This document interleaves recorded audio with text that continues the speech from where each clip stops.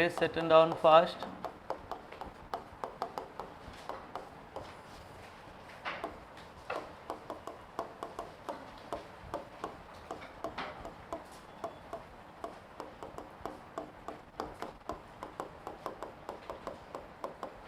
How many of you could write the complete mains mentorship? Complete all the questions. How many of you attempted? No? Could not? 6 you have written. Okay. Anybody else? 4. 5.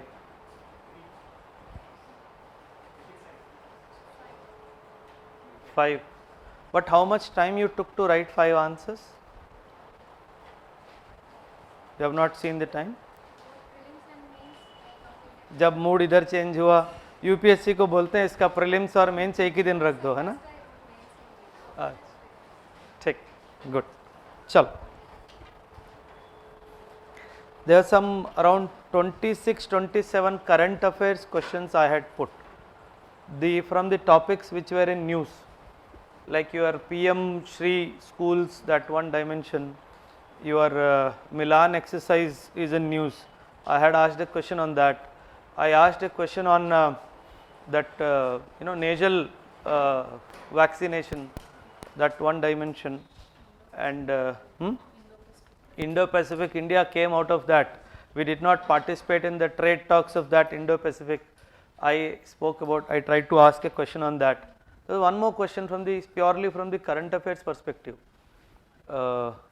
The essential medicines related, the medical devices, in fact our first article for discussion today. Yeah, the medical devices, the authority that gives, that also we discussed. So the intention was to keep it a combination of your this thing. From the mentorship point of view, the students had a request, because most of the students were following DK Balaji, I was told. Though I am not supposed to take the author's name in the classroom, but I am still taking. So what we will do is, from next week onwards, I will dovetail that particular book's sequence of chapters, so that it is easier for you to find the syllabus and read. And as regards the environment, I will take a combination of 3-4 sources. Why? Because environment we cannot believe one source. So I need to take government websites also. So it will be a combination of various sources.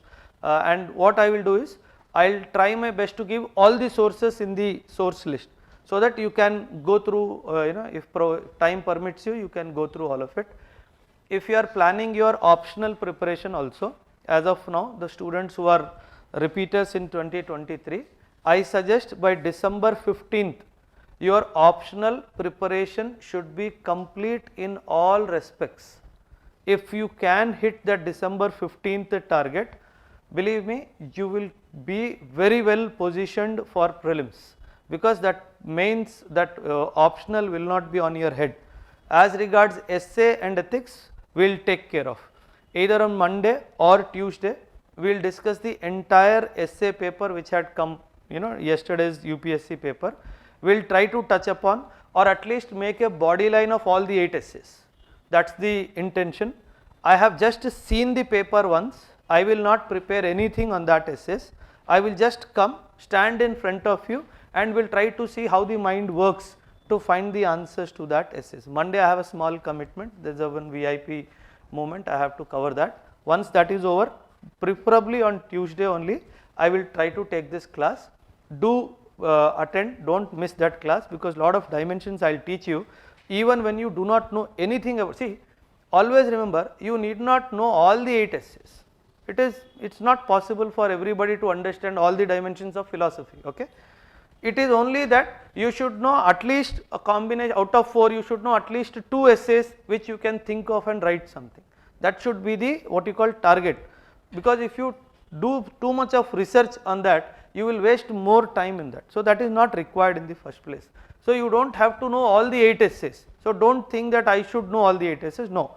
Pray to the God that at least one essay in both these sections hits where you are strong, in that particular field. So that will give you that confidence that I can write this particular essay. Okay? Chalo, let's start. Anybody, one person, Narsimha, I think. Narsimha wrote one essay and he had sent me. it was fairly good. It was fairly good. He wrote in some 7 odd pages. He wrote it fairly good. I have not covered it, what you call corrected it, just sent a WhatsApp email. So I just read through it. Fairly good. He is very good in, Narasimha. I've complimented him earlier also when I was doing his mentorship. He is very good in his certain dimensions of thought process when it comes to philosophy. That morality dimensions, all he is very strong. So he was able to bring in some dimensions. I will discuss about them in the classroom. How he thought about that and brought those issues in the what you call in his essay. So again, when you write an essay, a pre-warning, keep it as away as possible from GS. Always, because if you keep it closer to GS, you will feel that you have written a good essay, but marks will not come, because he is not testing your GS there, he is testing your philosophical dimension of your personality. Last year I predicted, in fact Nisha had yesterday evening dropped a message to me, sir, last year you had told that all the 8 essays will come philosophical only. I am so surprised how you told last year itself that all the 8 essays will come philosophy, because everybody was contemplating, no, it is only a one time affair, UPSC had given all the 8 essays philosophical, next year it will revert to normal. I said no. It is a very clear indication by UPSC, they want to keep essay to test an individual only from a particular dimension. So you have to be strong in that particular dimension. Okay? Chalo, let's start. I hope everybody has a copy of the weekly current affairs. The first current affairs is related to the regulation of the medical devices. Very important. Why? Because generally we all get confused with one entity that NPPA, right? What is NPPA? National Pharmaceuticals Pricing Authority, right? So whenever anything related to pharma and anything related to pricing of pharma, generally we have a belief that it is the NPPA that controls. But however, when it comes to the medical devices, very, very important, when it comes to the medical devices, it is not the NPPA, but it is the Central Drugs Standard Control Authority. Central Drug Standard Control Authority. It is in news. That is the reason why Hindu, there was an article on this particular issue. What it says, the Central Drug Standards Control Organization is falling short in effectively regulating the medical devices. Somebody has made a critical observation on the effective functioning of an institution which is responsible to what you call regulate the prices or the availability of the medical devices. It is falling short. They say that it has recommended more certified medical devices testing laboratory. It means that the medical devices testing laboratories that we have, they are not sufficient to meet the required what you call testing facilities which is required in our country. Second, robust IT enabled feedback driven post market surveillance system. This is a very important question from your mains point of view. Not this year, maybe it is too late for this article to have come. Next year in mains governance perspective, this article assumes greater significance. Each and every point that they are noting, they are all points in the regulation of medical devices. Question will come, do you think the government is falling short of regulating the medical devices segment of the Indian economy? Comment or critically comment. So you cannot write just random points. The first point is the scarcity or the deficiency of the testing laboratories availability in the country. And what is the second point? He is saying we need to make use of the IT enabled systems. What is this IT enabled systems should be made used for? He is saying for post market survey, this is one dimension. And thirdly it is saying, and medical devices registry has to be maintained particularly for implants to ensure traceability of patients to assess performance of implants. Very, very important recommendation. They are recommending for an implant registry. Very, very important, so that anybody who has been surgically implanted a medical device, a registry has to be maintained that can keep a track of the performance of that particular implant in the body of that particular person. If people are, see what happens is, when they want to know what is the longevity of the individual or the extension of life of the individual, once a medical what you call equipment is implanted, they need a figure to carry out survey. People are dying in 1 year, 2 year, 5 year, 10 year down the line, so that they can understand which equipment, which particular product is performing better than the other product. So for that purpose, they are recommending the implant registry to be maintained centrally by the government. About CDSCO, it says the committee has observed. Which is this committee? This is what committee? It is a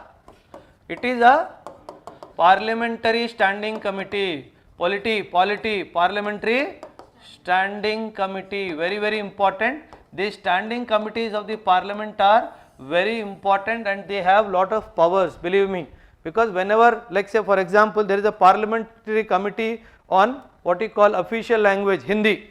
If he comes to your office and gives a observation that you are not doing enough to enhance the use of Hindi in your institution will go for a toss. So that is the power these standing committees have. So when a standing committee makes a recommendation, it becomes obligatory on part of the government, to bring it into the statutory fold over a period of time. May not be immediately, depending on the gravity of the situation, but if not sooner, later they have to take these dimensions into consideration in all its future statutory work. So these are all like the first steps towards the action through a law to bring in some change in a particular dimension. That is how it becomes importance. Then it says the committee has observed that the CDSCO was originally set up to regulate pharma related segments and medical devices. It recommended that the new legislation should be set up a new regulator at different levels for regulating the medical devices industry. So he is saying initially when this particular entity was set up, the central CDSCO, when this was set up initially, it was initially set up for what? For regulating the pharma industry. But however, it is saying that we need to go for a new regulator who is only responsible for medical devices. एक box बनाओ, make a box in. There was very recently there was a ruling of the government on stents, STENTS, recent ruling on stents. इसको घर जाओगे Google करना and write about that information somewhere in your book, because this is where the government had prescribed that this particular stent, this particular thing, this is the pricing, this is the availability should be ensured. So it tried to bring a price cap on that particular medical device. So try to link that with this particular news. Okay. Now it also says the country has only 18 certified medical device testing agencies, locations, whatever. So we have only 18. So for a country like India, the geography, size and population like India, do you think only testing laboratories are enough? So it is a big question mark. So that is where you have to support your argument by giving the figure also, that India presently has only 18 testing centers, right? And it also says that have been approved by the CDSCO, and that is grossly insufficient keeping in view the size of the country. Issues plaguing the medical devices sector. The committee is of the considered opinion that having adequate common infrastructure, including accredited laboratories, please underline the word accredited laboratories in various regions of the country for standard testing, will significantly encourage the local manufacturers to get their products what you call tested for standards, and such measures undertaken will also help in reducing the cost of production. So now what you will do, the moment the accreditation facilities will come up, more accreditation facilities will come up in the medical devices sector, it can be directly linked to your potential because India is a leading pharma exporter in the world, right? But however, when it comes to medical devices, we are the leading importers of the pharma equipment. So if the local manufacturers are provided the support of the accreditation of their produce, then obviously even this sector can positively contribute towards the exports of overall pharma sector to our country. Okay. There is a dire need for developing a robust IT enabled feedback driven post market surveillance system. Please underline the word IT driven, IT enabled feedback driven post market surveillance system. Okay, this is very important. It has recommended that the ministry should allow the new regulator to involve institutions such as IISC, the CSIR, DRDO. Please underline and box the word IISC, very important institution, IISC. Please, when you go back home, Google 3-4 lines, Wikipedia 3-4 lines, first 3-4 lines, just make a note, because it is that center which is responsible for research and development in the field of this. So what is the prima facie role, where is the IISC located? And if for your information, IISC has always been one of the most prominent targets of the terrorist organizations, because they want to know where India is trying to advance its research. So that is why the importance of IISC is what we call multiplied. Okay? It has also highlighted that the multiplicity of regulations and said that a single window clearing platform, please add the word single window clearing platform, single window clearing platform. One more is multiplicity of regulations, very important. We have so many regulating authorities. What happens when you have a multiplicity of regulating institutions? How it negatively affects?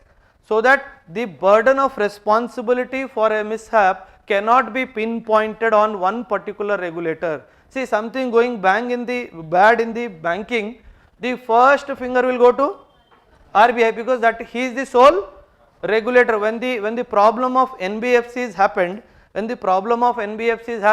they were not what you call the cooperative societies and all, they were not under the complete control of RBI. The moment pointed a finger, the finger went to the state governments and RBI both. Then the central government decided, if two people are made responsible, he will say I am not responsible, he will responsible, he will say I am not responsible, he is responsible. It is better you absolve the state government from that responsibility of regulating the cooperative societies and give the complete responsibility to the RBI. That is how now RBI is the sole regulator in all the dimensions related to their regulation, supervision, all those things. Okay? So that is why he is also saying one of the problems is multiplicity of the regulations. What are the 5 major problems? First problem is lack of laboratories, only 18 laboratories throughout the country. The second is the IT enabled post market surveillance system is missing that can track the performance of the various medical devices. Third, implant registry to maintain a national database. In this you can add the accreditation point also, more accreditation facilities so that the exports can be increased of the medical devices. And the fourth is what was SWCP? Single window clearance platform. And the fifth is multiplicity of regulation. These are the 5-6 factors. Straight question आएगा, straight answer लिखना है. ठीक है? Very important. Next, India Sri Lanka Tamil issue in United Nations. See, this is a perennial problem. Till such time India will live, till such time Sri Lanka will live, this problem is going to continue. And I told you once, fault line. Yeah, I used the word fault line. So it is a fault line created by India in Sri Lanka. So whenever we see that India is getting too much of international what you call bonhomie or anything, we suddenly go and say, sir, do you remember the refugees issue? The Sri Lankan what you call military action. See, Sri Lanka is a classic example, the only country in the world that could solve the insurgency problem through the barrel of the gun. The only country in the world that solved the insurgency problem through the barrel of the gun. They butchered people. They did not even think ये civilian है क्या है, बोला पूरा गांव का गांव हटाओ इसको.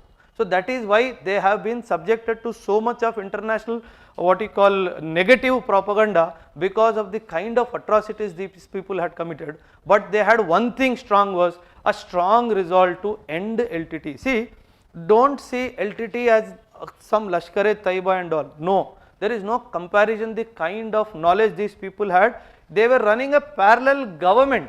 Is any terrorist organization running a parallel government other than ISIS today, or in the past? Do you say, can you ever say Lashkar-e-Taiba has its headquarters in Pakistan's what you call Lahore district? Can we ever say that? It means that these people never had any territorial authorities. They were physically present in pockets in some dimensions, but they never had territorial authorities on them. But this one terrorist organization called LTTE, they not only had territorial, they controlled a certain section of the entire country. They were running a parallel government. So removing somebody who is grown to that stature, just imagine what kind of what you call force Sri Lankan soldiers would have used. I have had the opportunity of working with them. You will not believe, I may be exaggerating my statement, but I have seen 1 in every 3 soldier of Sri Lanka is war wounded. Either a bullet he has taken or some amputation in the body. It means they have seen that kind of fight with LTT. There is no other enemy, right? Sri Lanka को ना हम मारने जा रहे हैं, ना पाकिस्तान मारने जा रहा है, कोई नहीं जा रहा है. But it was the internal situation that created. So we always used to respect those officers and soldiers from Sri Lanka because the kind of service they were doing for their country, highly motivated, and they are ready to do any task. That was the kind of motivation level. But because that was the case, LTT was trying to take over the country. So in that situation, that country came out of that particular problem. But notwithstanding that, because India decided to use this as this is probably the biggest gift of Indira Gandhi to India when it comes to Sri Lanka. Probably we call कूटनीति का एक बहुत बड़ा हिस्सा है, ठीक है. It says that India on Monday voiced concern over the lack of very important word. इस word को by heart कर लेना. Statement. Whenever you want to give any warning to any of your subordinates in writing, कि तेरे को बोलने के बाद भी तेरे अंदर कोई सुधार नहीं है, even despite telling you there is no improvement in your work or in your behaviorism, whatever it is, use this word.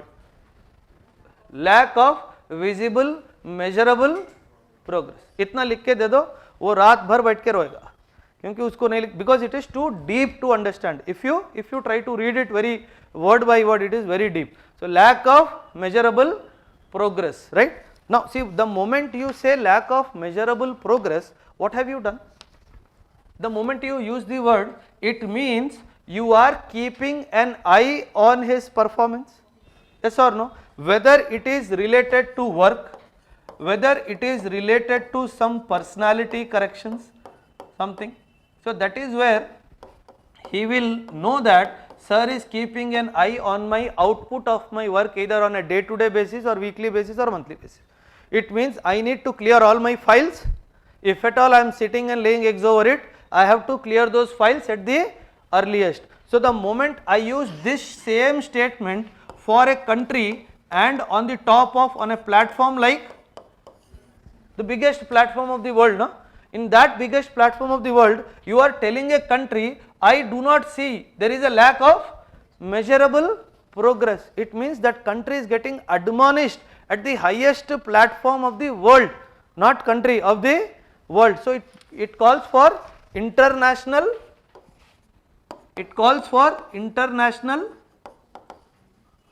bolo, calls for international scrutiny, whatever. Now the homework for you, commission appointed to oversee HR violations in Sri Lanka. What is the name of the committee? What is the composition of the committee? What is the first finding of the committee? What are the comments of the world countries on the findings of the committee? Most importantly, what is the stand of India on the observations of that committee? So, when we come to India Sri Lanka issues in IR, this will be covered in much more detail. IR is all about, mostly about India and its neighborhood. When we cover, we will see through it. Now, अगर किसी ने लिखा हो तो अच्छा, I was too fast. I also forgot. Where did I start? Yeah, commission appointed to oversee the HR violations in Sri Lanka. Okay, to oversee the HR violations in Sri Lanka. So, what is the name of the commission? What is the findings of the commission? What are the findings of the commission? What is India's stand on the findings of the commission? Very, very important. And most importantly, world countries, especially United States and China's view on the findings of the committee. These two are important. Okay? See, UPSC is all about linking one subject with the other. Now, where can you link this dimension in any other dimension, say IR, or the effective functioning of South Asian Association for Regional Cooperation? You always say SAARC is what you call a failure because of India Pakistan. Yes or no? We always say, no, are veterans baat karo. The SAARC is, we always say it is a failed organization because of the presence of two main adversaries in the same platform, that is India and Pakistan. But now the question arises, apart from this, what are the reasons for the failure? If I ask this question, तुम सारे रोने लग जाओगे कि sir ये तो syllabus में था नहीं, है कि नहीं? हाँ उदय बोल, what are the reasons for the failure of SAARC other than these two problem? One problem that India and Pakistan are part of SAARC. What is the other biggest problem? China scrolling मतलब? Role. Okay, China's role. Okay, China's role. Okay, what else? Good point. Very good point. Lack of economic integration. Example, economic integration is because of lack of Infrastructure. China's influence on their economies. You cannot do anything if you lack this in international relations. See, India and Israel did not sign any big treaties even till today. 1992 we established diplomatic relationships with them. Before that, Bombay mein tailor shop was functioning, or Delhi mein some cobbler shop was functioning as the embassies and the ambassadors' offices in India of Israel. So, despite the fact that was the level of what you call activeness, the kind of relationships we share with Israel is known to the world today. Otherwise, the world would have never known that India has any diplomatic relations with the Israel. But what was there strongly? It is the trust. Okay? So, that dimension is very, very important. See, Israel is one country in the world. If you, for example, kill an Israeli national in Egypt, you as a country, you killed one Israeli national in Egypt. If an entity is behind that killing, Israel will not sleep till such time that entity is erased from the mother earth. That is what Israel's policy is all about. Why? Because how they have to respond, it is not left to their leaders. How they have to respond to a strike on that country is not left to the imagination of the leaders. It is very clearly written. If somebody attacks my country, till such time that person is not eliminated from the world, my forces should not be let loose. That is the writing that they have kept. So, whenever in history anybody pricked Israel, he has paid a huge cost for pricking Israel. Now, countries like Saudi Arabia are going to Israel. They are fighting for their existence, no? They are also signing important agreements with Israel. Matlab dushman, international relations, there is no permanent friend, there is no permanent enemy. It is always permanent interest. It is not only applicable in IR, it is applicable in everybody's life also. Believe me, I am elder than all of you. This is the bare truth of our life. It is all about your own interest. Okay? Chalo. Next. 2-3 dimensions he is opening up. He is saying, in the 51st session of the UN Human Rights Council in Geneva. Now, very important from international organizations. The Human Rights Council of United Nations. What is the composition?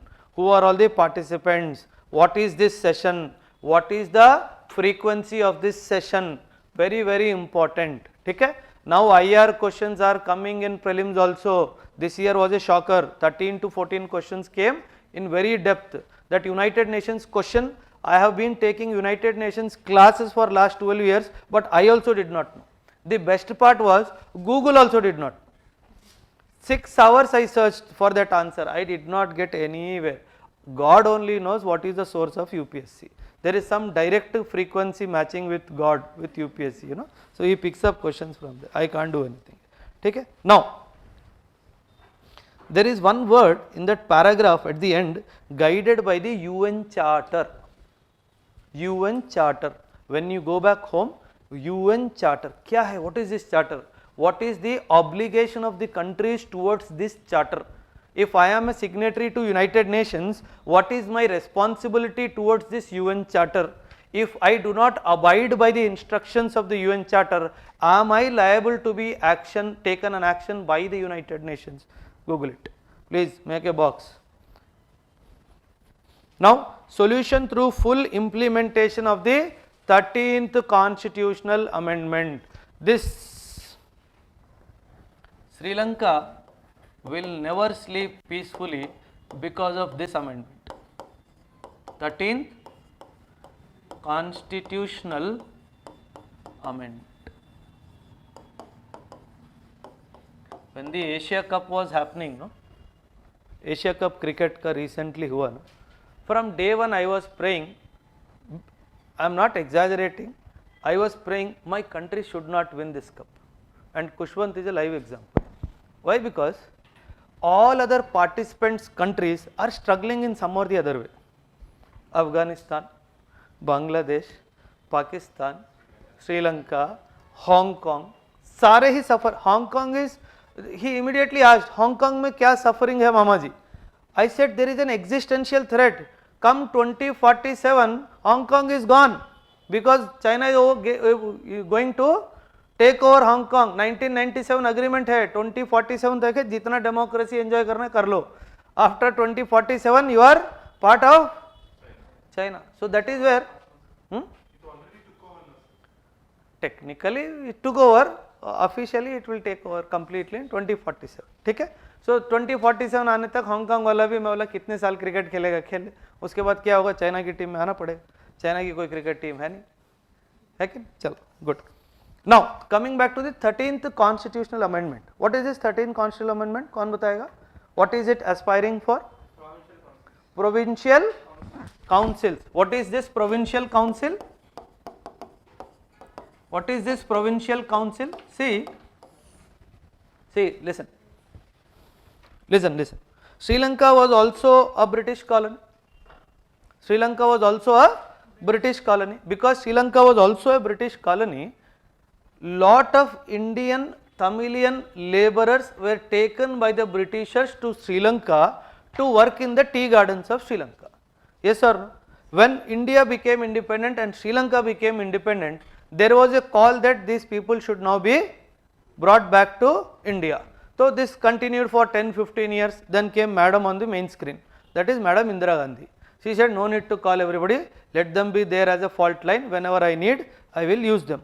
And she efficiently used after the 1971 battle, when this LTT force creation, the growth or what you call establishment of LTT, India played a direct role. The moment you give weapon to somebody and train him to use the weapon, after that you cannot control him. You cannot, the monster goes out of control. Same happened with India and Sri Lanka, same happened with in Afghanistan with United States. 2001 is a culmination of what you call giving birth to a monster. Now once this has happened, now because of the local Sinhala population, they started pressurizing these Tamilians, because when the Britishers were there for 100-150 years, they gave priority to these Tamilians and not the Sinhala population. They did not give them access to education, they did not give them jobs, nothing. So over a period of time, it was a calculated move by the Britishers to snub the local population. The moment the Britishers left, these people retaliated and started saying that you do not belong to this country, you guys please leave. So that is how the fight between the Sinhala population and the Tamil population in Sri Lanka. So when all these problems were happening after the end of your so called war with the LTTE, the 13th constitutional amendment was made in Sri Lanka, in which Sri Lanka promised to give necessary powers to the provincial councils towards going for a federal structure, but this is still pending. So which are these provincial councils? Basically Tamil dominated areas, nothing else, Tamil dominated areas. Now you understand why is India highlighting this issue on the United Nations platform, because it feels that they are somewhere historically representatives of my country. So that is the reason why India is raising this issue at that level in United Nations. Okay?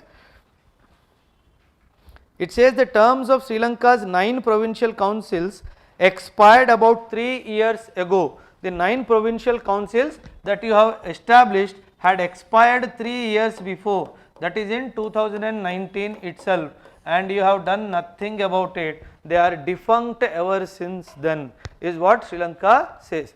Can you imagine today in India a state where there is no election was due and no election in the last 3 years? Is it in the purview of your imagination today?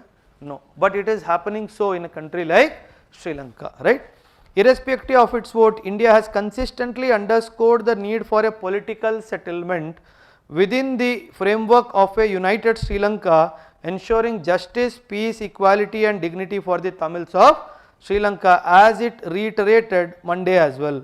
Over 13 years since the end of Sri Lanka's civil war, in which tens of thousands of civilians were killed and disappeared, survivors continue demanding justice and accountability for the wartime crimes. In the post-war years, Sri Lanka's human rights defenders have frequently flagged concern over, please make a underlining of these, persisting militarization, especially in the Tamil majority, that is the north and the east of Sri Lanka, where repression and the shrinking space for dissent. I told you, in some of the classes, the biggest boon of democracy is, what is the biggest boon of democracy? Arey batao. What is the biggest boon of democracy? Is it election? What is the biggest boon of democracy?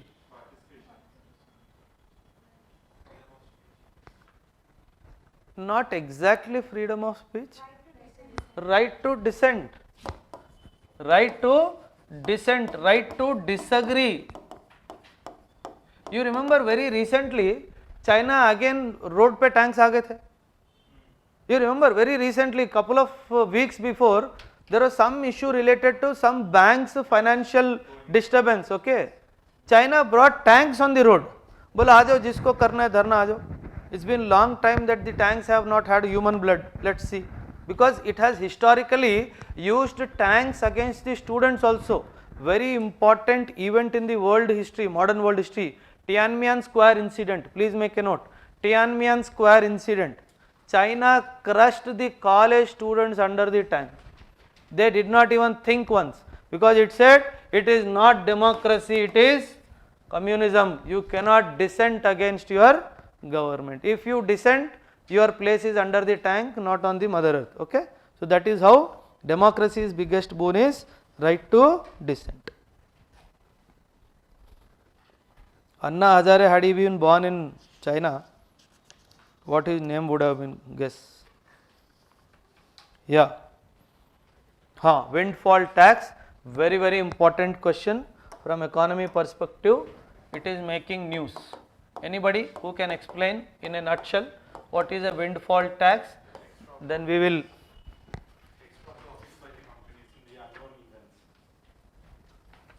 Example though? Not in the paper. What example is there in the paper? Not that example. Huh? The example which is not there in the paper.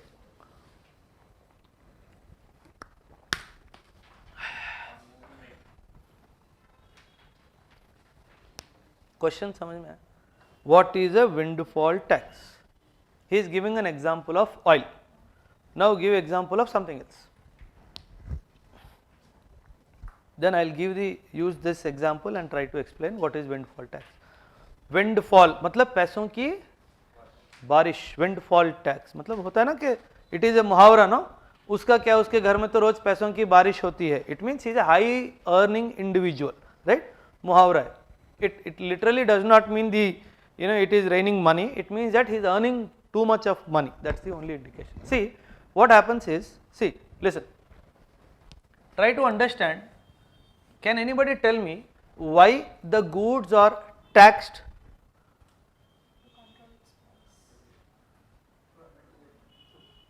Why the goods are taxed? Simple question. Why the goods are taxed?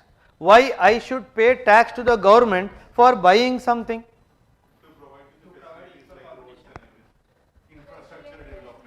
Because in a country like India, government is responsible to provide or ensure egalitarian society. What is this egalitarian society? What is this egalitarian society? Where the divide between the rich and the poor is minimal or no. But it is impossible to find such a society today. Yes or no? You all agree with that? We all, maybe if I have to sit back and do a survey, we will find out that everybody is from a different socio-economic cultural background. And when we talk about egalitarian society, primarily here we are talking with respect to economic. We are talking with respect to this, yes or no? Economic inequality. Now understand, when you tax somebody, the intention is to stop him from engaging in that transaction. Is it that intention? No. But the intention is, see, today you all cry, no? The moment petrol rates go high, you start shouting at Modi ka putla jalaya jata hai, everything happens, right? Why are people doing that? And why is that the government is not shaking at all? Government is bringing policies, no? If you already have one car, if you want to buy another car, what road tax the first car guy is paying, what road tax guy the second car owner will pay will be higher than the first guy. Yes or no? So it is taxing with an intention to what? To reduce the and use the gains out of that for welfare of the downtrodden. Yes or no? If you remember recently, GST was in news. GST was in news, and which part of that GST rate revision was in news?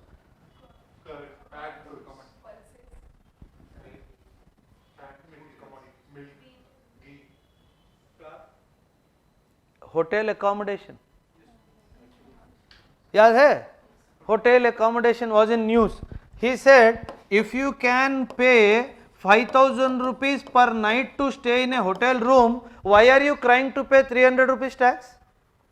It means you can afford to pay 5,000 for your comfort, but you do not want to give 300 rupees that would be utilized for the comfort. So the moment government takes this route, all the critics have to keep their mouth shut. But the problem is, the effect of these kind of dimensions are felt mostly on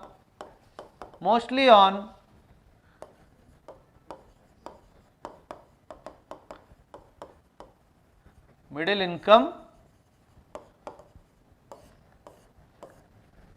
See, if you see income tax, if you see income tax, if you see corporate tax, there are two entities, an individual and a company, right? If you see a historical relevance, the income tax that an individual has to pay is going up and up and up. The tax that a company has to pay is going down and down and down. So what it is creating? It is trying to create a positive atmosphere for the companies. When it is creating a positive atmosphere for the companies, then what is the stand of the government? Why government is doing this? Because the government is saying that when I reduce the tax on the companies, the more the interest the companies will have to establish their ventures in India, that will create employment generation, that will automatically take the income earned by the individuals up. So with that purpose, taxing is done. So now coming to our example, see, we know the supply of good, any particular good is determined primarily by two dimensions, demand and supply. Or yes or no? Demand and supply. So now what happened? This particular product is there, oil. This particular product, oil is there, and we all know today the world depends on oil for all its economic activities, whether it is transportation, communication, whether it is power, whether it is anything, for that manufacturing, everything we need oil. The dependency on oil is still large. Now in this backdrop, two idiots go for a war. Okay, these two idiots go for a war, and this guy happens to be the biggest supplier of oil, one of the biggest, if not biggest, one of the biggest. Especially Europe was mostly dependent on Russia for its oil. Okay? Europe is going through its toughest phase in modern world history today, environmentally also, economically also. It is payback time for Europe now. If you are a world history student, you will understand what statement I am making. It is payback time for entire Europe now. Now the problem is this guy is also in some dimensions Eurasia, part of Europe. Okay? Now leave that dimension. Russia is the biggest supplier of oil in Europe. Now this guy said, for some reasons the Europe said, we are not going to buy oil from you. So we said there are two dimensions, demand, and the second dimension is supply. When these two countries went on war, when entire continent said, I am not going to buy oil from you, and the beauty is it is not Europe's decision, it is US decision. That's the worst part. ठीक है, उसको side में रख दो. US decided Europe will not buy oil from Russia. This is worst. Now what happened? The demand remained constant and supply reduced. The demand remained constant and supply reduced. What will happen to the price? The price has increased. Now listen, did the person who is the, what you call, the person who is in the business of oil, did he do anything to increase the quality of production or the amount of production? He didn't do anything. He just said there is a war, supply crunch is there, demand remained equal, the price increased. So earlier this guy was selling a barrel for $200. Because of this supply side crunch, the barrel cost became 500. So did he augment the production by any dimension? He did not do anything because of an event which was not under his control, and it was not under his control, and it is an unprecedented event. He got, what is the percentage of profit he got? What you call 150%? Yes or no? 200, 200, 400 is 100%, 100 added is 150%. So he got 150% profit without doing anything. So then the government said, this is a windfall profit, you have to pay tax on it. The worst part is these type of taxes can be levied retrospectively. That is the worst part. Can be levied, and if you remember, the government is also intelligent. No? So, Sarkar तेज होती है, right? The central government, it said, It is not a tax, it is a KCR रोता रहेगा, because the moment you tell it is a cess, the central government is not duty bound to share it with the state government. बस खत्म, पैसा भी आ गया, किसी को देने की भी जरूरत नहीं. It is windfall gain for the government also. ठीक है, you had taxed him for windfall tax, the government also got windfall gain. ठीक है, this is about a windfall tax. अभी बताओ किसी को समझ नहीं आया? Anybody who did not understand? Anyone? एक मिनट, हाँ अच्छा अच्छा, सॉरी, सिंसियर अपॉलजीज कि मैंने आपको इसका मतलब नहीं समझा. रेट्रोस्पेक्टिवली मतलब, see generally what happens, if a law has come into force today, it is applicable from today and tomorrow onwards. Retrospectively matlab, even if the law has come into effect today, I can say that it is today 17th September 2022, 17th or 18th? 17th September 2022. I can say though the law has come into force today, it is applicable from 17th September 2021. So what will happen, whatever this guy has generated in the last 1 year और जो tax नहीं दिया windfall gain का, तो उसके ऊपर भी उसको टैक्स भरना पड़ेगा. So that is the reason why people cry, how can you go back to older date? Modi says मेरी सरकार है, ठीक है. So that is how things happen like this, ठीक है. Because the government, इसलिए what is the question? Read the question, go back to the question at the end of the article. What question I have given? What is the question? The windfall taxes in response to price surges may suffer from design problems. Wait, the windfall taxes from price surges, price surge means price increase, okay, may suffer from design problem and Given their expedient and political nature. wait, given their, it will the given the price surge, the what is the first? Read the question starting say. May suffer from design problems. One is the problem of design problem, second is because of its expedient nature, and the third is political. Continue. In this backdrop, suggest the care that need to be taken while deciding the percentage, Deciding the percentage, selection of products, the product, and duration of the labor. very good, and the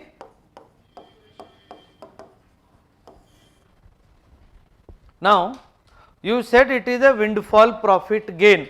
Now who is going to decide what should be the windfall tax? It is not statutorily mandated anywhere, no. Your income tax statutorily mandated, your corporate tax statutorily mandated, everything statutorily mandated matlab law is there to support it. And whenever I use the word statutory, means there is a parliamentary law supporting that particular thing, right. So if there is a statutory statement for income tax, corporate tax, but there is no statutory law for windfall taxes, so the government is at liberty to determine what should be the percentage. So it says that necessary care should be taken to devise a percentage. If you put it too high, say for example, Europe is also imposing windfall tax. Yes. Now one dimension I have not asked you.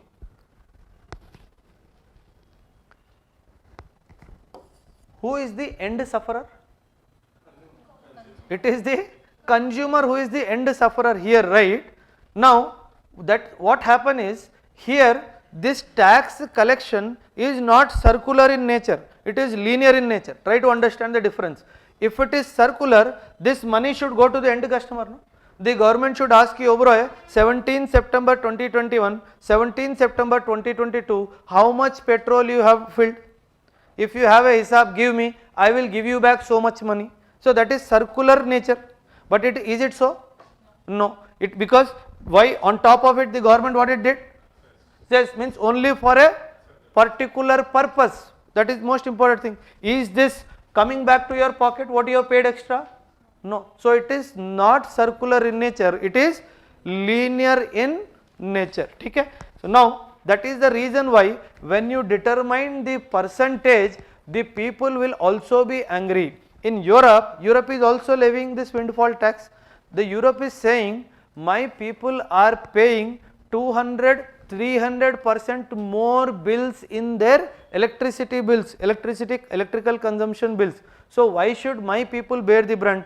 I will tax you and give it back in some dimensions to my what you call people. But India did not do that. India intelligently, because the moment it is collected as tax, it has to be shared with all the governments, but that is not happening here, right? Now the product is also important. See the other example what Shiva had asked, say for example for sudden reasons, but one thing you have to understand, while if you have to levy the windfall tax, the windfall gain has to be there for a considerable period of time. It cannot be for a week. जैसे अपना onion tomato का problem होता है, generally every August September October the prices of onions used to go high historically, not no, used to go high. अभी onion मिलता है 20 रुपये 15 रुपये किलो, we have seen times 100 rupees 150 रुपीज also a KG, but it is for a shorter duration. For this shorter duration you cannot say it is a windfall tax, it is a windfall gain, you cannot say. So the duration has to be a little extended duration wherein policy decision can be taken to that particular effect. Okay, so that dimension, and the product also has to be chosen very wisely, because there are certain products which have political what you call underpinnings also. If I have to name one product which has the maximum political underpinning, कौन बताएगा? वो that is from unethical underpinning, वो छोड़ दे उसको.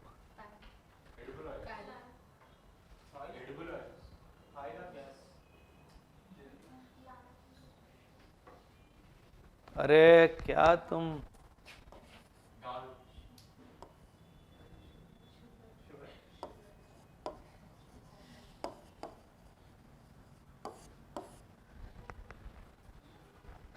पता है सरकारें गिर गई इसके चक्कर में. The governments have fallen because of this in the past, not may not be not now, in the past. Have you heard fair and remunerative price, FRP? How many of you don't know? हाथ ऊपर, कोई बात, I will explain. Very good, all my बच्चास, good. You have heard this no? ये तो कोई नहीं है ना, इंक्लूडिंग माय बच्चास. Good. MSP you all know, minimum support price for a particular commodity. How many commodities हमने क्लास ले लिए, छोड़ दो. Over and above this, the state governments give the FRP value to sugar cane. नहीं समझ में आया? What the central government has promised as part of MSP, over and above they will pay. So that is where the fair and remunerative, they are calling it fair. Fair to whom? Remunerative to whom? To mills and the merchants. But it is technically to whom? People will come and vote for you, right? So that is how this one particular product, sugar cane, if after sugar cane any product has got that political clout, it is cotton. Cotton also has got very strong political clout. That is why these things generally you will not see in news. Sugar cane का news बहुत कम आता है, because they don't want to touch it. If you touch it, it is electrified. Sugar cane product itself is electrified. The government will get electrified. That's why they will not touch. चलो, come to the article of windfall taxes. उसमें एक और dimension मुझे समझाना था, the duration, which I have explained it to you. So it is the percentage, it is the product, and also the duration, which are very important dimension. ठीक है? If you can read the rationale and all given by the government, it is very clearly. See, if you go to the paragraph where it is in the second paragraph only, in early August, in the same page, in early August, Antonio Guterres, कौन है ये? UN का Secretary General, Antonio Guterres, what he said? He sharply criticized the what? He criticized what? अरे कौन बताएगा? पूजिता, what is this? What is this? You all have no grotesque greed. How much amount of gold is there with you? 1-2 kilo और होना था यार, है ना? This is the grotesque greed of two states, Andhra and Tamil Nadu. Andhra and Tamil Nadu, they have the maximum greed for gold. ठीक है? First is Tamil Nadu, then is Andhra. First is Tamil Nadu, not you. ठीक है? It says that grotesque greed is basically how much howsoever you get, you still want more. ठीक है? That is called grotesque greed. Now come to a paragraph where he is talking about, can you Shiva bolt it please? Yeah. Rationale given by the government in the imposition. उसके ऊपर there is a paragraph, sorry, what is a windfall tax? In that third line, the US Congressional Research Service defines a windfall as an, very important first word, what is he using? Unearned. It means he did not do anything for it. He did not do anything for it, unearned. Then it says unanticipated gain, unearned, and it is unanticipated, unearned, and it is unanticipated gain through no additional effort or expense, through no additional effort or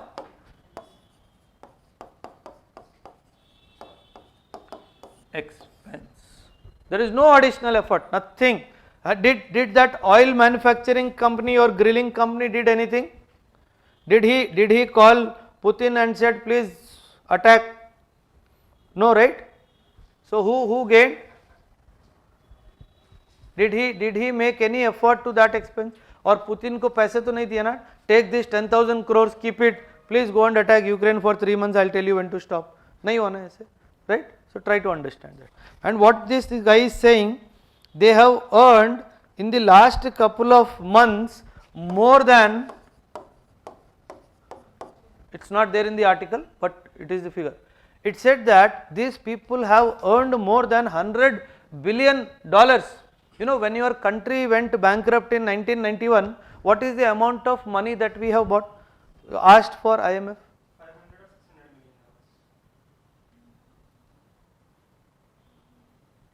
अरे इन लोगों की class हुई है IMF की, बोलो कहाँ है? हाँ बोलो.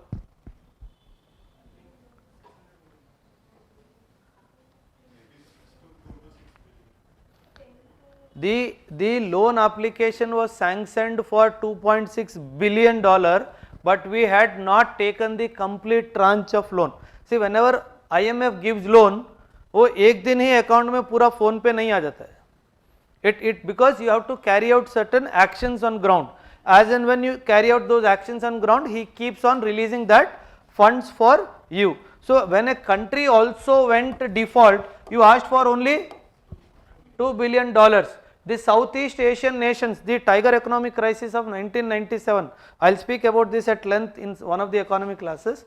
The tiger economies, all the Southeast Asian economies like Thailand and all, when they went bankrupt in 1997, all the 10 countries cumulatively asked for.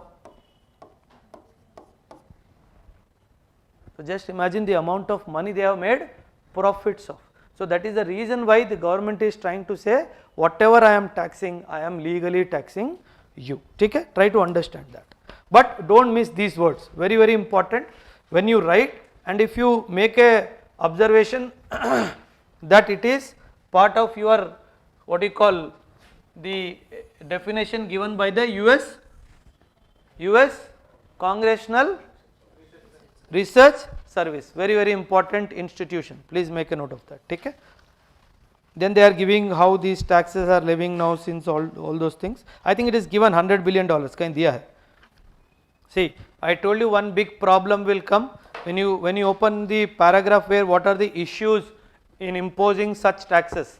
If you open that paragraph, what is he saying? That it added that introducing a temporary windfall profit tax reduces future investment because prospective investors will internalize, means they will introspect the likelihood of potential taxes when making investment decisions in future. So, when you write a conclusion, this dimension should come into your conclusion.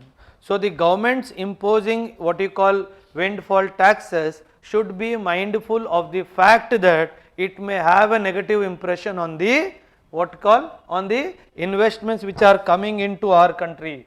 For this very purpose, we need to be very careful in these three dimensions of the imposition of the windfall tax. Okay?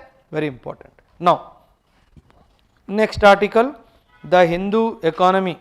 What are the new drugs on the national list of essential medicines 2022? Why have some medicines been dropped? So, this is one important article we will discuss now. How many of you have read this article before when I shared it on the group? Anyone? See, in the article if you open, the first line is saying in 27 categories, number of categories, in 27 categories, how many drugs? 384 drugs have been listed as essential medicines. What do you understand by this word essential medicine? कौन बताएगा? What is an essential medicine?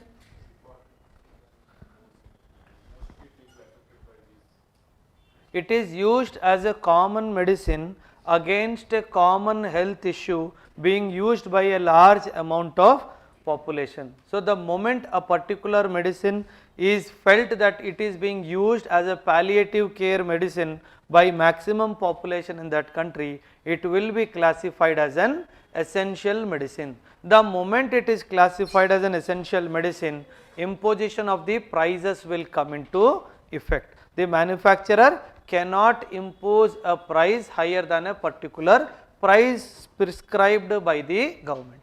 Just say for example, there are certain what you call ailments, like you would have heard, no, my so and so was treated, one injection was costing 1 lakh rupees. You have heard this, no? 50,000 rupees, 60,000 rupees. It means that these are the medicines in whatever form, oral prescription or injectable medicine. It means that they are not under the list of essential medicines, but they are life saving medicines. So, that is the reason why the cost has gone so high. So, that is where during COVID also this was the case, right? Many of the people had to be given that medicine. Imagine कितना पैसा बनाया होगा उसने, ठीक है? So skyrocketed, the rates skyrocketed. We have never used hand sanitizers in our life, and anybody used to use it, हम उसको बोलते थे बड़ा अंग्रेज बन रहा है यार तू, ठीक है? But now we all started using the sanitizers. But just imagine, initial sanitizer supply was so choked, the sanitizer that was available for 40 rupees, people bought it for 800 rupees also. Is it not windfall tax?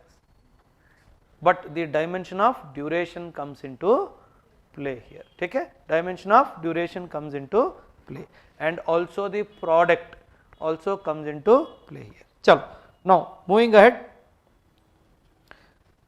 the criteria for including a medicine in the national list of essential medicine have to be useful in treating diseases which are a public health concern in India. They have to be licensed by DGCI. What is DCGI? Sorry, what is DCGI? Drug Control. Drug Control General of India. Drug Controller General of India. Okay. Drug Controller and General of India. Okay. Have proven efficacy a safety profile based on scientific evidence and cost effectiveness. These three dimensions has to be there. One is safety, proved safe, what you call safe through a scientific evidence, efficacy, that is basically the effectiveness of the medicine, and also the cost effectiveness. So these three dimensions will be taken into consideration before classifying a medicine under the national list of essential medicines. Okay? Now the prices of these are regulated by NPPA. Now this here comes the role of NPPA. The National Pharmaceutical Pricing Authority controls the price of, very important, okay.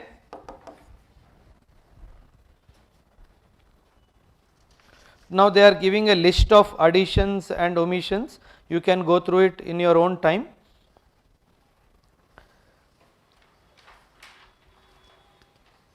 Now tell me, what is the problem if more and more medicines come under the net of essential medicines?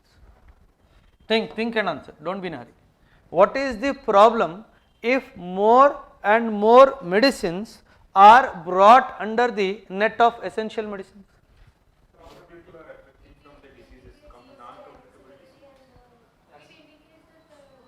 Health of the society. From this perspective socho.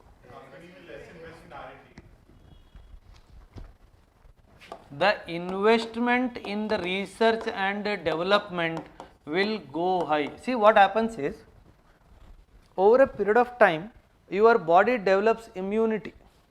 Yes or no? This body can take any trash and develop immunity. That is the reason why we have survived, everybody else has extinct, right? Now when you have immunity, if a better medicine, better research medicine is not ready for introduction at the, see every medicine has a life cycle. Every medicine has a life cycle after which it will not be effective on people. So you need to regularly do research and development. The most of the cost, it is said that in pharmaceutical sector 80% of the money is spent on research only.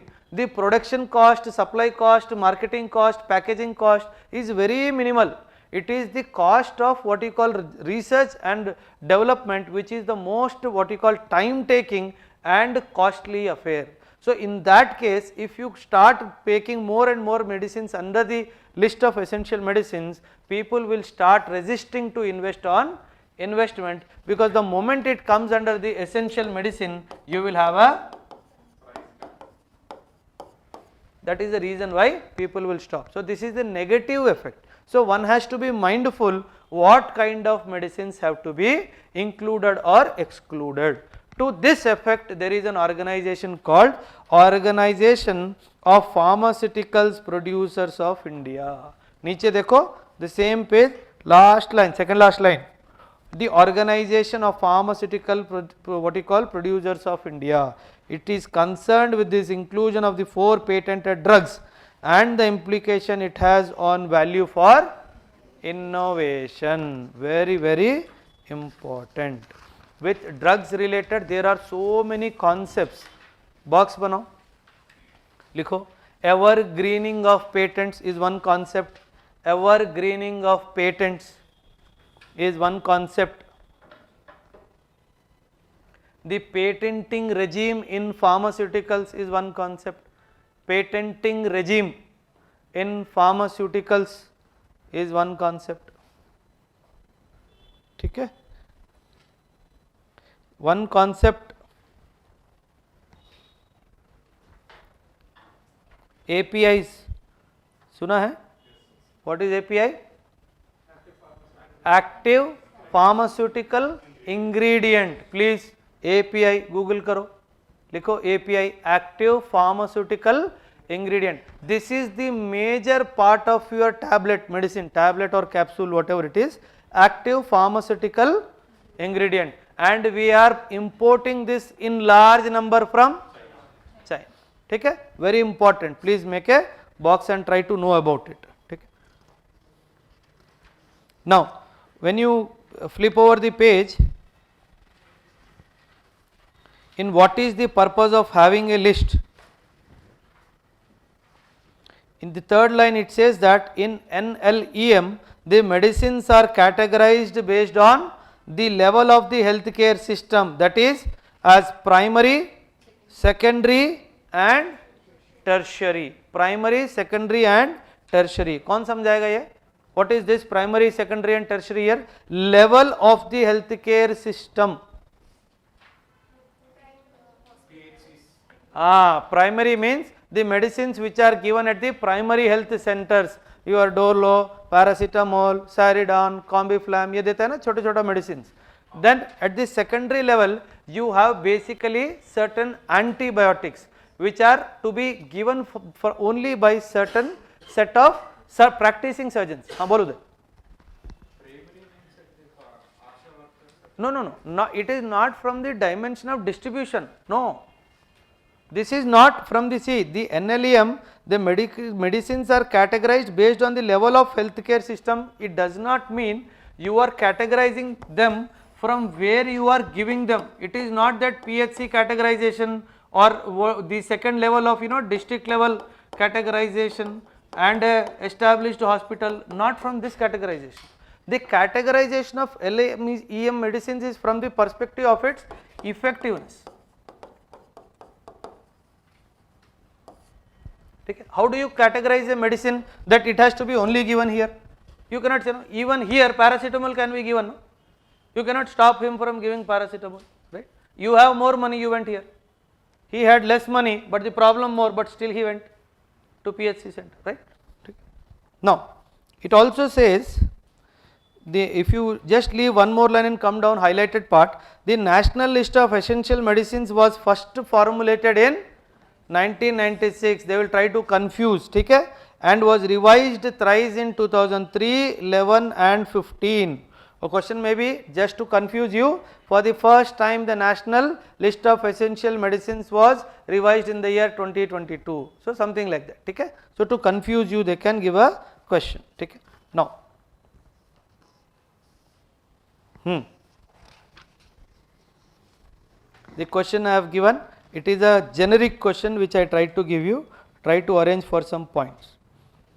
The next topic, the Supreme Court will examine whether the Constitution's 103rd Amendment Act by which it was introduced violates the basic structure of the Constitution. See 103, see always understand,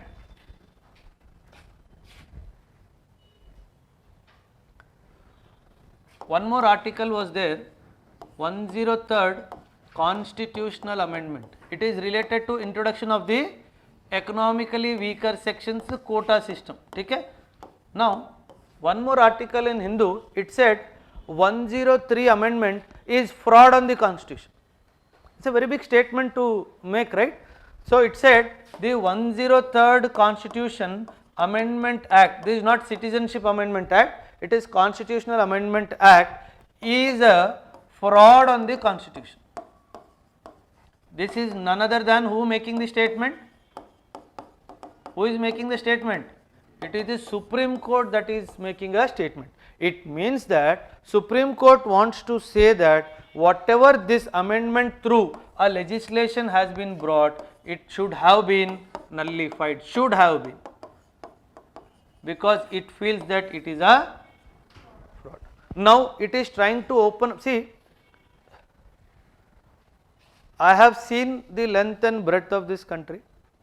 I have seen the highest echelons of political power and bureaucratic power, but the kind of power the Supreme Court lawyer has, no, nobody has.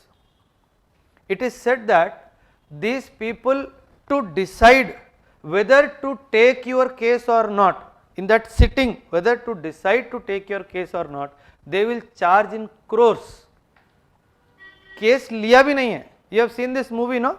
Vakil Sahab, that who is that actor? Prakash Raj. Prakash Raj is a very big established. He has been what you call belittled and shown. If you go to the chamber of a Supreme Court lawyer, there's a Nariman hai, you know, even Arun Jaitley for that matter, very established people, right? So when Nariman के office में आप जाओगे तो firstly appointment ही नहीं मिलेगा, that is first thing. So these people have their established what you call tables in big hotels, like जैसे ताज hotel है मुंबई का, it is said that one table is reserved on his name perpetually, is reserved on his name perpetually. He will sit there, and if somebody is coming to meet him that day, if he is sitting for half an hour, 1 hour or 2 hours, he will go back home with not less than 30-40 crores. Who? Nariman. So that is the amount of highest amount of, and that is one side. The second side is the way they will ridicule even your highest bureaucrats and all. The way they will treat you is completely different. They will make you feel that you are no entity in this world, even though you might have so much of money. So that is the power these people hold. So this, why? Because they have the power to change the rule positions also. Why I brought this point in discussion now is, now when he has got a feeling that it is fraud on the constitution, now he wants to remove this by hook or crook. Now the best way to remove this is say that, is it part of basic structure of the constitution?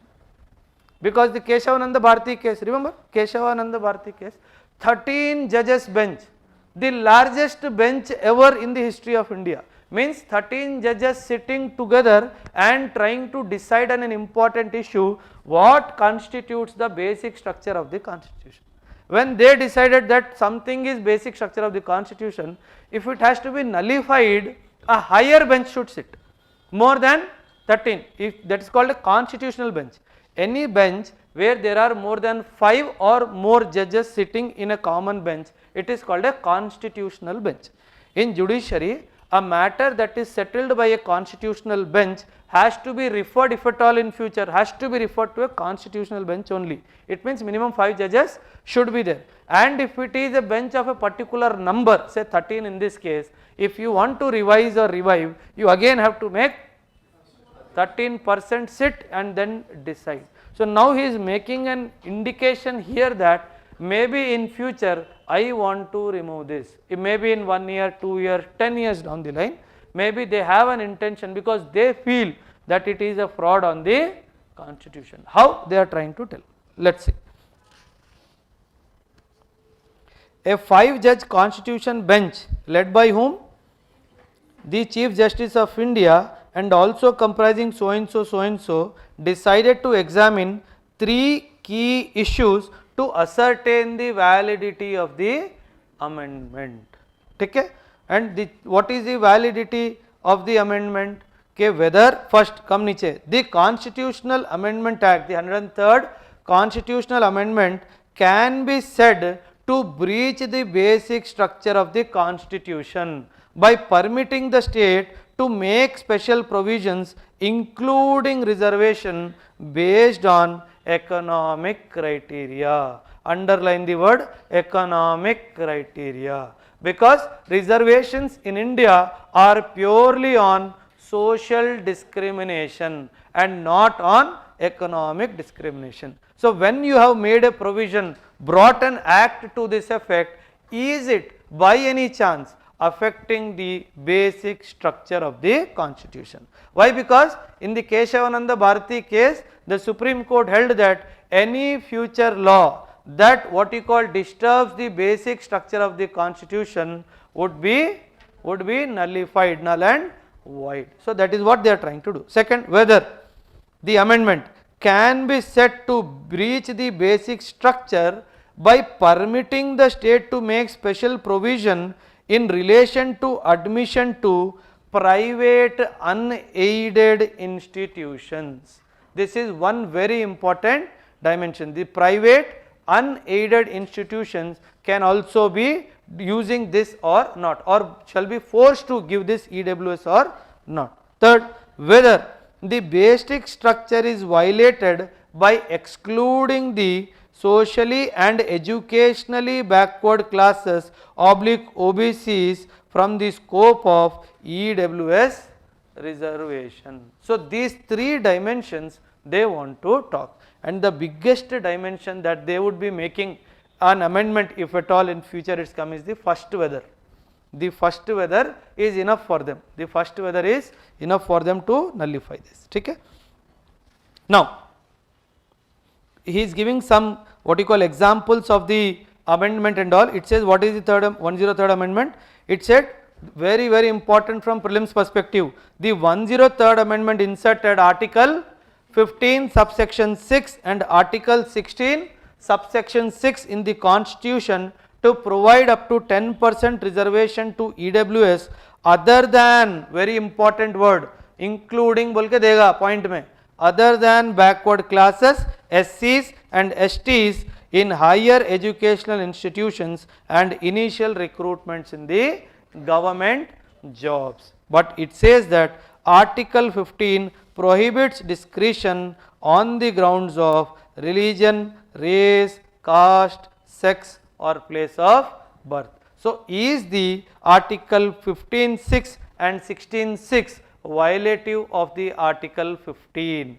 Because it is saying other than backward classes. So, it is what you call a kind of what? A kind of discrimination against them. Next, Article 16 guarantees equal opportunities in matters of public employment.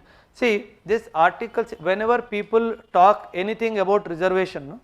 Whenever people talk anything about reservation, always remember Article 15, Article 16, and in that Article 16 for jobs, Article 15 general discrimination, Article 16 for jobs. It continues, the additional clauses gave Parliament the power to make special laws for EWS like it does for SCs, STs and OBCs. ठीक है, very important commission, Major General S.R. Sinho Commission, the commission that recommended for the implementation of EWS, very important, and a retired senior army officer, Major General S.R.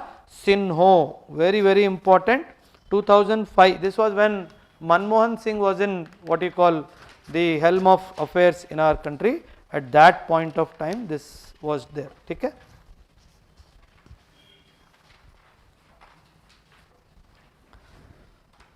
Now one more dimension. See, we all know that 8 lakhs golden figure. 8 lakh golden figure is there, no, EWS के लिए, that your annual income should not be more than 8 lakhs. Now the Supreme Court is asking the government, what is the criteria that you said 8 lakhs? Why you did not say 80 lakhs? Why you did not say 2 lakhs? Why only 8 lakhs? Point है ना? There should be some what you call some survey or something. What is the cost of education, cost of health, cost of living, whatever dimension. Did you do any homework, or is it just an arbitrary number? अब बोलो DOPT वालों की नींद हराम, because they are the one Department of Personnel and Training, they are the one who what you call put forth this particular idea of EWS reservation. So that is when now the court is asking the government, you tell me why only 8 lakh, why not 18 lakhs or 20 lakhs or 25 lakhs? What is the criteria of arriving or reaching at this particular number? If not, was it arbitrarily decided? So they are trying to, if not completely remove, try to bring some changes in the figure, and also in this 8 lakhs also some incomes have been excluded, like agricultural income is excluded. Even if you are getting 10 crores annual income from agriculture, it is not counted in your EWS status. So what is the ground or what is the premise on which you have left this? So all these dimensions they are trying to question the government and seek an answer or acceptable explanation answer from the government. ठीक है? The generally, yeah, in this I would suggest you Google and make notes also. Indira Sahani, please make a note. Indira Sahani and others versus Union of, see, listen, अगर polity में 10 laws versus Union of India case laws if you have to make, Keshavananda Bharati will always be on top, Minerva Mills case will always be on top, the 3 judges case will always, the first judge case, the second judge case, the third judge case will be on top. Indira Sahni and others versus Union of India will be on top. One case, Berubari Union versus Union of India, this will be on top. The first amendment, okay, right to property, all those dimensions came in that Berubari Union.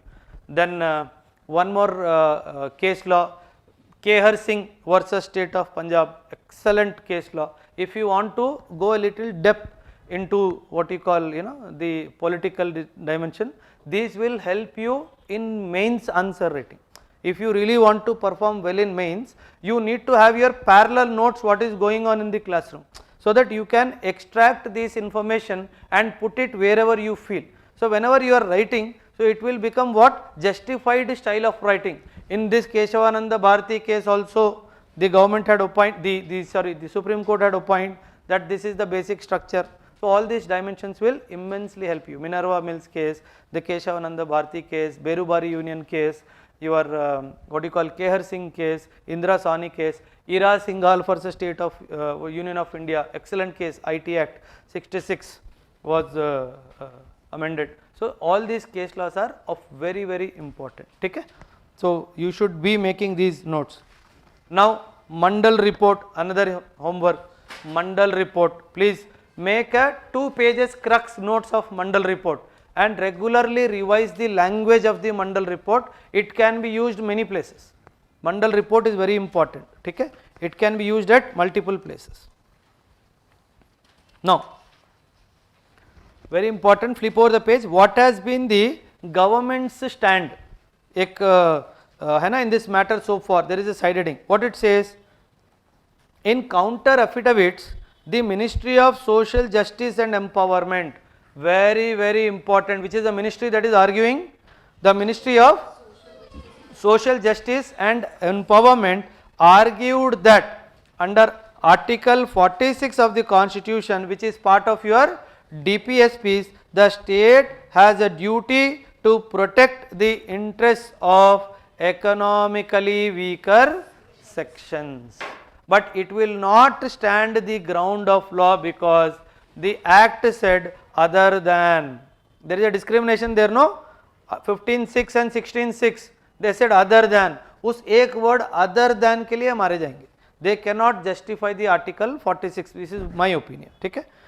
Next, the state shall promote with special care the educational and economic interests of the weaker sections of the people, and in particular of the scheduled caste and scheduled tribes, and shall protect them from social injustice and all forms of exploitation. ये खुद ही, ये some junior judge, junior vakil has written, taken the reference of this article, because this article itself is saying you have to take care of the economic interests of special, what you call, scheduled caste, scheduled tribes and other backward classes, and your 15(6) and 16(6) insertion is saying other than. तो ये कोई बेचारा junior जज है, junior lawyer है, ठीक है, जिसने केस फाइल किया है, मरेगा. ठीक, चलो, this is what there is one more case law they are giving, this other than the Indira Sahni, they are giving about Ashok Kumar Thakur versus Union of India. It says on the Indira Sahni principle, the government has relied on the Supreme Court's 2008 ruling in Ashok Kumar Thakur versus Union of India, in which the court upheld the 24% quota of OBSCs. ठीक है? The argument is that, very, very important, the argument is that the court accepted that the definition of OBCs was not made on the sole criteria of caste, but a mix of caste and economic factors. So what the government is trying to say is that, why I use the word other than, because when I made this, it was not the only criteria, it was also the criteria of economic. आप समझ में आया? Lawyer छोटा नहीं है, बड़ा है. आई बात समझ में?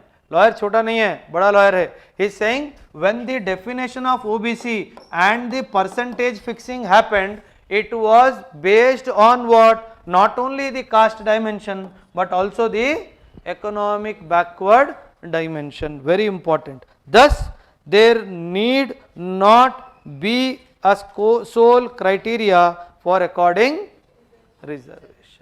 very, very intelligent fellow, a senior lawyer fellow. As usual, one article is remaining.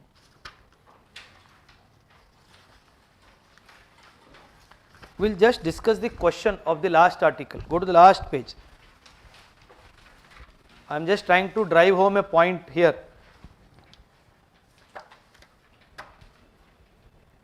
What is the point?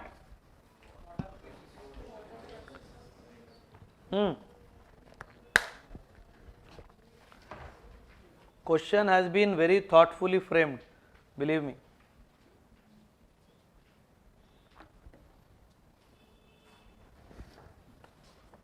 Question has been very thoughtfully framed. लिखना पड़ेगा और अच्छे examples के साथ.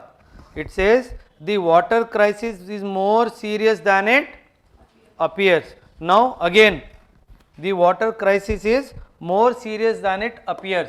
Water crisis. When you think about water crisis, you think about an individual. Now ask a question to yourself, what is the World Bank's benchmark of water, what you call availability to a person per day? Box bano.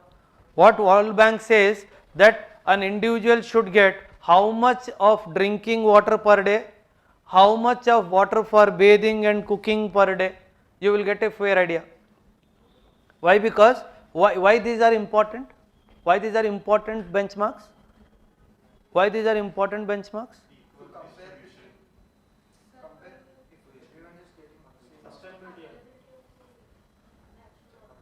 Sustainability. See, you will take time to accept what I am trying to tell you now. The amount of water is fixed. It can neither be created nor destroyed. The amount of water is fixed. It can neither be created. How will you destroy water? If it evaporates, it will come back. How will you destroy water? Pollute. See, pollution of the water is not destruction of the water. Pollution of the water is, I am not talking from the pollution perspective, destruction. It is pure destruction. Can you destroy water? It will come back. The amount of water is fixed on this particular planet. Yeah, Pujita, discussing something. Discuss with the class. We also want to get enlightened. Bolo. So, but if you, then, so then what is it is always, what water is also composed of what?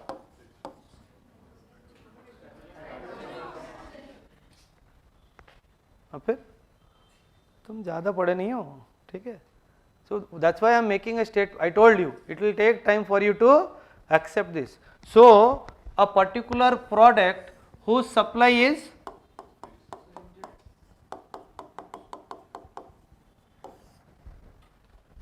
air,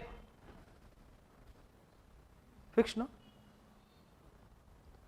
Air is fixed, no? Can you create air?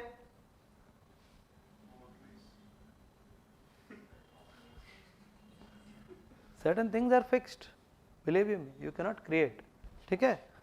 Right? That's why it is said, no, that the air that you breathe is also not yours. The air that you breathe is also not yours, okay? Now, when you are having a commodity which is fixed in supply and if you are sustainably not using it, and how do I justify whether I am using it sustainably or not? What I will simply do, population divided by automatically, कुछ भी ऊपर नीचे कर लो, same आएगा. Now what will I get? Whether I am using it sustainably or not. If I am not using and what are the benchmarks whether I am using it sustainably or not? I told you what the World Bank has prescribed. So in this dimension you see that your neighbor is continuously using the water unsustainably. Maybe today you are not getting angry, but after 100 years, yes or no, we will get angry after 100 years, right? So that is the reason why the question is what it is trying to say. The first part is not the question, the second part is the question. What it says, sooner or later the world will witness wars among the countries on water sharing. Illustrate with examples with respect to India. When I look at him, I have a problem with my Indus water sharing, you have an issue. When you see here, you have 54 rivers that crisscrosses. I think आज भी सवाल एक आया था. The answer is 54. 74 or 78 कुछ दिया figure उसने. She applied her brain while making that question. The 54 rivers crisscross Bangladesh and India, right? So the biggest problem is Tista river. Now because we are not understanding the importance of water, it's okay. But there is one more, the sharing of Brahmaputra with Bangladesh is also there, because finally Brahmaputra through Bangladesh is coming into Bay of Bengal, right? Then with this person also we have some unsettled issues. China again, so many dimensions, Brahmaputra. So if you are not, yes ma'am. कुछ बोल, नेपाल के साथ river sharing पर, it is a boundary dispute. There is no dispute on the river water. That's the beauty. Future में आएगा, वो भी आएगा. अभी तो सिर्फ ये डिस्प्यूट है कि ईस्ट है या वेस्ट है, boundary, that's all. The day is not very far when we will fight. पानी मेरा है, पेंगैंगसो के पास हमने लड़ाई किया. वी ओनली फॉट अबाउट के this finger 4 till my post, that's what Chinese saying, but I am saying till finger 8 is my post. You are fighting for land today, yes or no? We are fighting for land today, tomorrow we will fight for water. The conclusion should be on these lines. ठीक है? Come again बेटा.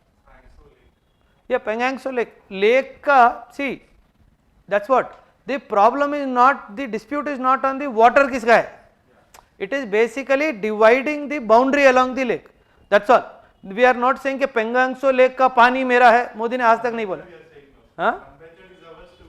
Yeah, see, it is basically with an intention to mark the boundary, because as of now there is no crunch of water. The day that crunch of water will come, then we'll still motor लगा के मैं निकाल लूँगा मेरा पानी. You getting my point? ठीक? So this is when it is important from your examination point of view. ठीक है? चलो. Anybody, any doubts? 2-3 minutes, we can close the class.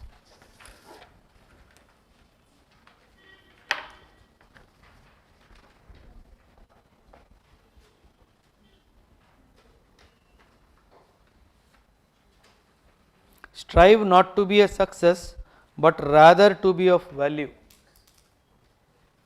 Comment. 10 marks. Human values chapter में से एक सवाल आया है.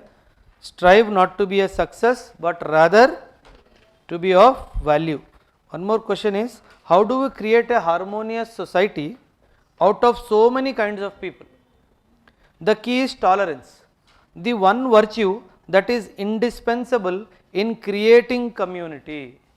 One virtue that is indispensable in creating community. The word is creating community. Analyze this statement. ठीक है? Difficult answer to write. Again from the chapter of human values. We will discuss about them. It says, law and ethics are considered to be two tools for controlling human conduct. Do you agree? One is law, the second is ethics. Are the two tools to be, are considered to be the two tools for controlling human conduct so as to make it conductive to civilized societal existence or social existence. So beautifully framed sentences, no?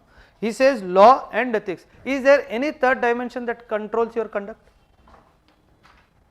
Either it has to be law, morals. It has to be the morals. Only two things we need to control the conduct to make it more and more acceptable in the social system, in the social system. Okay? So we'll talk about at length when we do the discussion sessions on that, and also the prelims and other mains questions. Yeah, anybody, any doubts, any questions? हाँ, पूछो. इतना सन्नाटा ना, I love this silence. Ask. Whatever tax government is taking Out of windfall tax. Okay. like in the end it will affect the consumers only. It has already affected the consumers. No? Huh. Now it is not going for the cyclical tax. No, no. That is why I said it is windfall gain for the government also. Now it can take measure to help the consumers. How? The prices are still high. Huh. So you want to say that whatever, she has a point. She says that, say for example, the government has earned 20,000 crores from this amount of money. But this 20,000 crores, for example, 20,000 crores, I am making a wild figure. It could be 2 lakh crores also.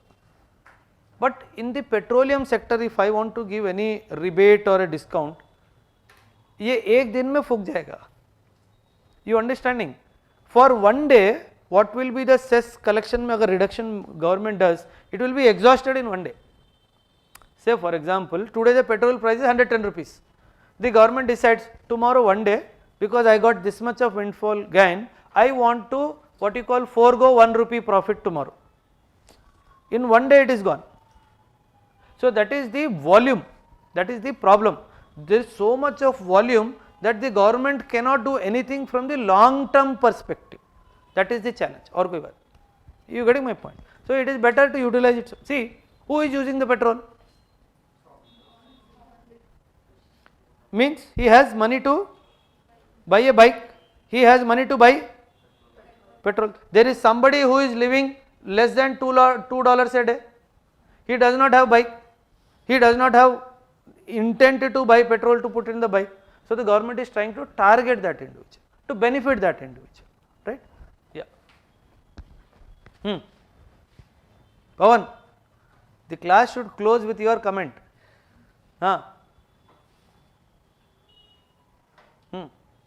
Anyone? No questions? Chalo, thank you very much.